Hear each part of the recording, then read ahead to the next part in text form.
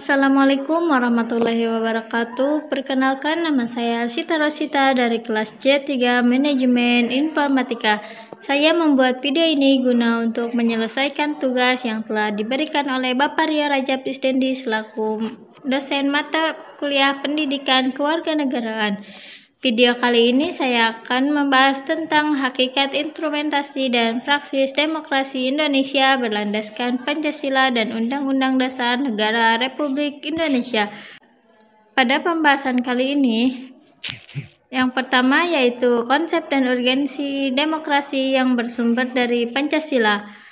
Pengertian demokrasi secara etimologis, demokrasi berasal dari bahasa Yunani kuno yaitu demos dan kratein.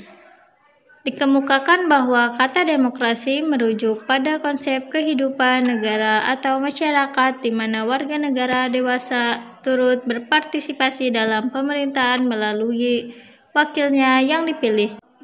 Tiga tradisi pemikiran politik demokrasi secara konseptual seperti yang dikemukakan oleh Carlos Alberto Torres tahun 1998, demokrasi dapat dilihat dari tiga tradisi pemikiran politik, yakni dalam tradisi pemikiran Aristotelian, demokrasi merupakan salah satu bentuk pemerintahan, yakni pemerintahan oleh seluruh warga negara yang memenuhi syarat kewarganegaraan. Sementara itu, dalam tradisi Medipetrol yang pada dasarnya menerapkan Roman Law dan konsep populer sovereignty menempatkan suatu landasan pelaksanaan kekuasaan tertinggi di tangan rakyat. Sedangkan dalam contemporary doctrine of democracy, konsep republikal dipandang sebagai bentuk pemerintahan rakyat yang murni. Pemikiran tentang demokrasi Indonesia. Miriam Budiarjo menyebutkan di dalam bukunya Dasar-Dasar Ilmu Politik tahun 2008 bahwa demokrasi yang dianut Indonesia adalah yang berdasarkan Pancasila yang masih terus berkembang dan sifat dan ciri-cirinya terhadap berbagai tafsiran dan pandangan. Pentingnya demokrasi sebagai sistem politik kenegaraan modern. Demokrasi di mata pemikiran Yunani kuno seperti Plato dan Aristoteles bukanlah bentuk pemerintahan yang ideal. Demokrasi kuno itu selanjutnya tenggelam oleh kemunculan pemerintahan model kekaisaran Romawi dan tumbuhnya negara-negara kerajaan di Eropa sampai abad ke-17. Alasan diperlukannya demokrasi yang bersumber dari Pancasila.